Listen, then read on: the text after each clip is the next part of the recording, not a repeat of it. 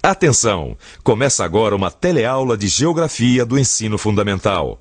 Você vai assistir a teleaula de número 6. Bons estudos!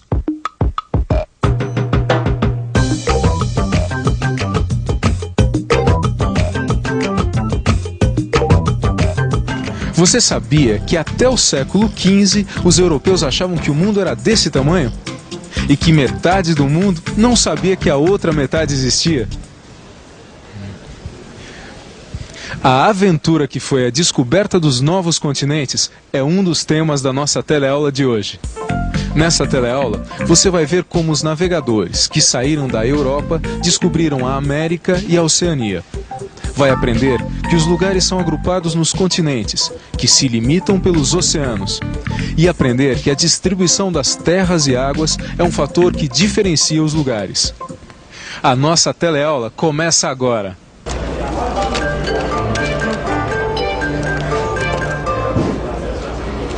Olha aqui, Paris. Torre de Ferro. Olha só o Japão, que bonito. Olha o Japão de novo, olha aqui, ó, Pedro. Só de ver os postais, a gente acaba conhecendo um pouco de alguns lugares do mundo. E olha só isso aqui que estranho. Dá só uma olhada. O que será que é isso aqui? Todo mundo sério, né? Aqui é a Índia. Eu tive um professor que já esteve lá. Falou que tem lugares incríveis lá, ó. Cada dia eu tenho uma nova surpresa. A Índia é um país muito diferente do nosso. O tipo de vida é diferente, a arquitetura, os monumentos, as religiões. Eles têm coisas muito lindas e outras bem curiosas. As vacas são consideradas sagradas e não podem ser mortas. E o rio mais importante do país é o Ganges, onde as pessoas tomam banho para se purificar. O banho é um ato religioso. A Índia é aqui, ó. Fica no sudeste da Ásia, que é o maior continente do planeta. Que engraçado, né? Índia e Oceano Índico. A Índia é o único país do mundo que, pela sua posição e por ter uma cultura tão antiga, deu o seu nome a um oceano. Ah, tá. Quer dizer, Índia, Oceano Índico. Por isso que o senhor resolveu colocar o nome da sua chácara Índia e o nome do lago Índico, né? Ô, seu Danilo, dando uma aulinha aí pro Neno, professor nunca se aposenta, não é mesmo? Eu estava explicando para ele por que a minha chácara se chama Índia e o meu lago Índico. O senhor Danilo trouxe a planta da chácara Índia para registrar. Mas, seu Danilo, o senhor era professor de história, não é? Na hora de dar nome pra chácara, foi apelar pra geografia. Não, mas tem história no meio também. É que para mim a chácara é tão preciosa quanto era a Índia para os europeus do século XV. É mesmo, é? É porque naquela época, para o pessoal da Europa, a Índia era uma terra distante e rica. Era um lugar quase mítico. E todo mundo queria conseguir chegar lá. Século XV? Como será que era o mundo há 500 anos atrás, né? Era menor. Menor como? No século XV, os europeus achavam que o mundo todo era formado só pela Europa, Ásia e África, que era o que eles conheciam. Esses três continentes são chamados de Velho Mundo, porque foi neles que a escrita e o registro da história começou. E repare que os três continentes têm algo em comum. Todos são banhados pelo mar Mediterrâneo. Naquela época, esse era o mundo conhecido. Eles não sabiam que havia os outros continentes, nem a América, onde nós estamos, nem a Oceania. Quer dizer, então, que tivesse uma grande moleza ser carteira no século XV, né, Pedrão? Por quê, Antônio? Se na Europa, na África e na Ásia eles não sabiam que existia a América, eu, por exemplo, não ia ter que entregar essa carta aqui que veio de Londres, na Europa. Esse postal que veio do Japão também não precisava entregar, Pedrão. Nem esse, que veio da Índia.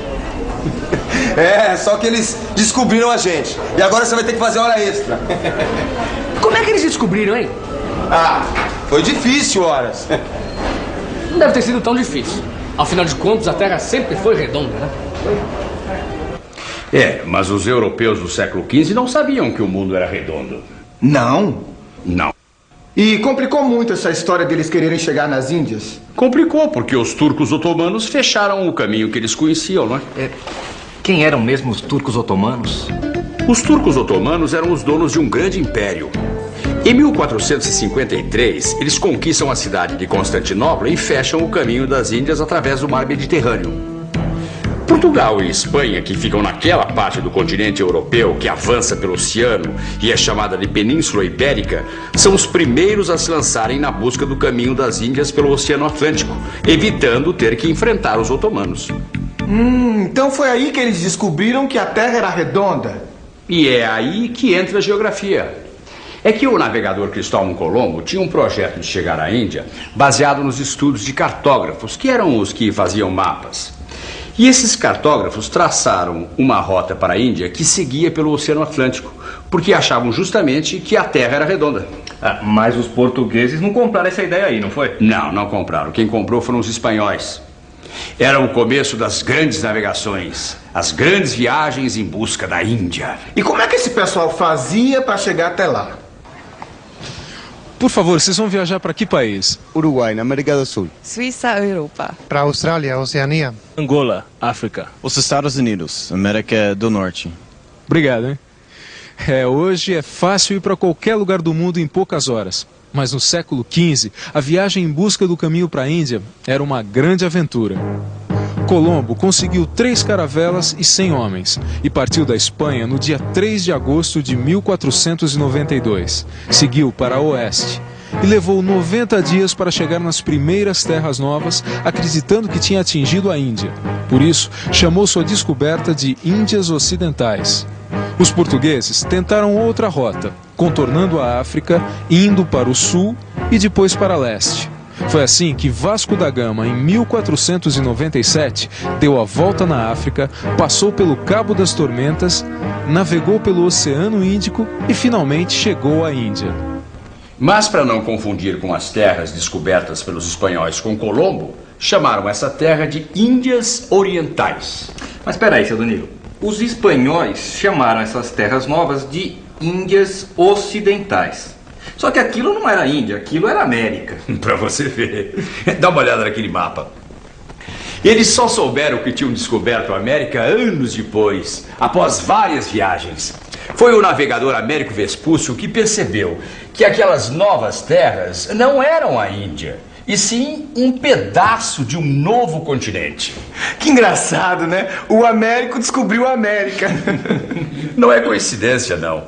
O novo continente se chama América em homenagem a Américo Vespúcio. Mas a América só foi batizada em 1507 e foi justamente um cartógrafo que sugeriu o nome. Será que é porque os europeus ficaram conhecendo o novo continente só a partir do século XV, que a América é também conhecida como o Novo Mundo? Novo Mundo. Novo Mundo para os europeus, certo? E o que será que eles acharam do que viram, hein, Pedro? Quando eles conheceram bem a América, eles viram que formato tinha e que se estendia do sul para o norte com 2 grandes superfícies de terras emersas. Terras emersas? Terras emersas. São aquelas terras que estão acima do nível do mar. Havia 2 grandes superfícies de terras emersas ligadas por um istmo. Essa estreita faixa de terra cercada de água. Depois você já sabe, a gente que veio para a parte sul era de um lugar diferente do que foi para o norte. O tipo de povoamento, quer dizer, o jeito que eles ocuparam a terra foi diferente aqui e lá. E por tudo isso nós podemos dividir a América em 2 continentes. A América do Sul, onde está o Brasil, e a América do Norte. Será que os europeus sossegaram depois de tanta viagem? As viagens dos europeus não pararam na América. Nos séculos seguintes, eles continuaram explorando o mundo. Quando os europeus conseguiram cruzar o continente descoberto, defrontaram-se com uma grande massa de água, o Oceano Pacífico, que é o maior oceano em extensão e onde se encontram as maiores profundidades do planeta. E durante os séculos 17 e 18, os holandeses, franceses e principalmente os ingleses fizeram muitas viagens a uma grande ilha situada ao sul da Ásia, chamada Austrália. A Austrália, junto com vários arquipélagos, que são conjuntos de ilhas, formam outro continente, a Oceania. Como foi o último continente a ser conhecido pelos europeus, a Oceania, com seus arquipélagos, e a Austrália, também é chamada de Novíssimo Mundo. Austrália. Será que ela tem esse nome também porque é em homenagem a um grande navegador, assim, o Austrálio? Não, Nero. Austrália quer dizer Terras do Sul. Tá, mas sul de onde? Da Europa, é claro. Todas essas referências, como Oriente, Ocidente, Austral e Setentrional, indicavam a posição das terras em relação ao continente europeu, de onde partiram as grandes navegações. Tudo que estava a oeste da Europa era chamado Ocidente. Tudo que estava a leste era chamado Oriente. O que estava ao sul da Europa era Austral. E o que estava ao norte era Setentrional. E de Oriente para Ocidente, os europeus acabaram chegando em todos os continentes. Bom, tem um onde até hoje muito pouca gente chega. Esse eu sei, é Antártica. Eu vi uma entrevista na TV com um cientista que estava trabalhando lá e ele contou como é que é. Tem pouca gente morando na Antártida porque o continente é coberto de gelo. Lá só ficam cientistas e militares. Mas a Antártida é também muito importante para a vida marinha e para o conhecimento de como se formou a própria Terra. Agora eu entendi por que os estrangeiros, quando escrevem pra cá, colocam o nome da rua, cidade e estado, e depois o nome do país, que é Brasil, e o continente, que é América do Sul. Os lugares estão agrupados em continentes por causa da geografia e também por causa da história, lógico. As paisagens dos diferentes lugares são tanto resultado das condições naturais quanto do trabalho do homem. Quanto mais antigo o lugar, mais marcas da presença do homem a gente encontra. Outro fator que diferencia os lugares é a distribuição de terras e águas. Gente, que diferença que faz o mar! Vocês precisam ver o que é o litoral. Tem coisa que a gente nunca viu aí em Minas. Tem praias, coqueiros, mangues. Para qualquer lado que eu viro, vejo sempre uma paisagem nova. Muito diferente do interior que a gente conhece. Quando eu falo em litoral, você se lembra de quê? De peixe, peixe frito. Sol, de mar, caranguejo, dunas, céu azul. Obrigado. O litoral tem uma paisagem típica. As zonas costeiras têm uma paisagem muito diferente do interior. É típico desses lugares que ficam próximos dos mares e oceanos as paisagens com praias, coqueiros, mangues. Também é típica a ocupação que o homem fez, e quase todas as atividades nessas regiões têm relação com o mar.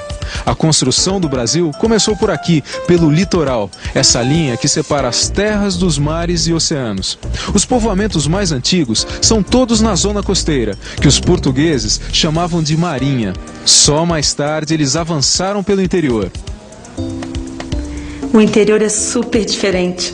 A gente que está acostumado com o litoral fica viajando na paisagem aqui. Nunca vi tanto bicho solto junto. E a terra que não acaba mais. Por favor, interior te lembra o quê? O interior lembra queijo, gado, pradeira, montanha. A plantação de café, o rio de onde tomava banho, tudo isso. Gado, pescaria, churrasco. Me lembra o queijo fresco, cavalo, a natureza. Obrigado. O interior é inconfundível. Os lugares que estão no interior do continente são chamados de zonas continentais e têm paisagens muito diferentes do litoral. Aqui, o homem tem um trabalho ligado à terra, como os agricultores e criadores de gado. São atividades típicas dessas regiões do interior que os portugueses chamavam sertões. Desde antigamente, os sertões são lugares de criação de gado. Não havia ferrovias nem estradas no Brasil, e sendo longe do litoral, eram as mercadorias que precisavam chegar aos mercados da costa com seus próprios pés. Eu tô vendo uma história de Jorge Amado, se passa em Ilhéus, uma cidade do litoral da Bahia, cheia de praias e coqueiros. E ela é muito rica por causa do cacau que dá no interior. Tá aí no seu livro, dá uma lidinha que eu tenho certeza que você vai gostar. Mas antes, vamos revisar. E atenção, se liga aí que é hora da revisão. Na teleaula de hoje, você viu que a Europa, a Ásia e a África são os continentes que formam o Velho Mundo. Viu como os europeus do século XV navegaram até a América do Sul, a América do Norte e a Oceania. E aprendeu por que até hoje a Antártica é um continente praticamente desabitado. Você aprendeu que os continentes são limitados e banhados pelos oceanos Atlântico, Pacífico e Índico. E que existem mares cercados por terras, como o Mar Mediterrâneo, que foi muito importante para a história da humanidade. Viu ainda que existem zonas costeiras e continentais, que têm paisagens diferentes por causa das condições naturais e das formas de povoamento. Bom, na próxima teleaula a gente vai ver muito mais, mas muito mais. Até lá. Tchau.